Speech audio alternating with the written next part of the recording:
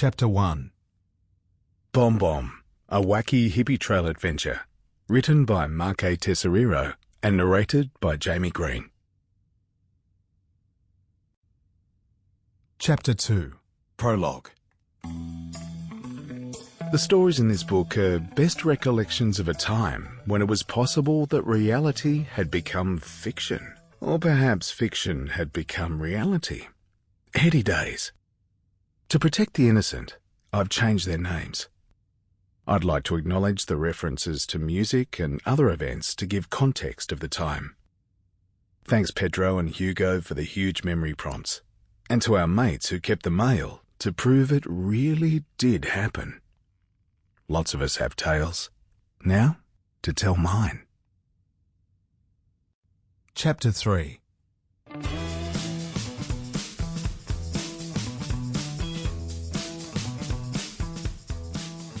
I was born into the golden age of the baby boomers, the 1950s, and grew up on Sydney's lower North Shore. Life was simple, but not without its challenges, as my parents struggled to build a home and acquire the must-have modern appliances of the time. Our extended family included dozens of cousins, which was typical of Italian communities. About 6 of them were around my age. Outside of school was mostly unsupervised, so we made our own entertainment, visiting friends and playing in the local bush, creeks and river. Our push bikes were the link to each new adventure, including pocket money delivering newspapers and telegrams. It was the Beatles who turned me on to music in 1964. I saw all their movies at the local theatre and knew the words to all their songs. I think my first live concert experience was Little Patty singing at the local shopping mall, where I joined the older kids dancing to the stomp. Later, my cousins and I got to the Pop Spectacular at the old Trocadero. It used to stand where the current Hoyt's debacle is at Town Hall Station. These were great concerts. Zoot, Sherbet, Ted Mulligan, John Paul Young.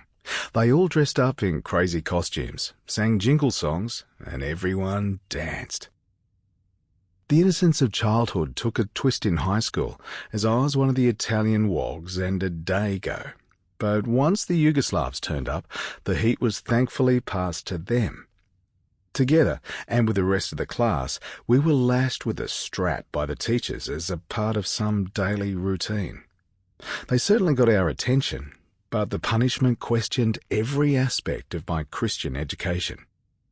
By a stroke of luck, our art teacher taught silkscreen and the mono image of Jimi Hendrix. Sample complete. Ready to continue?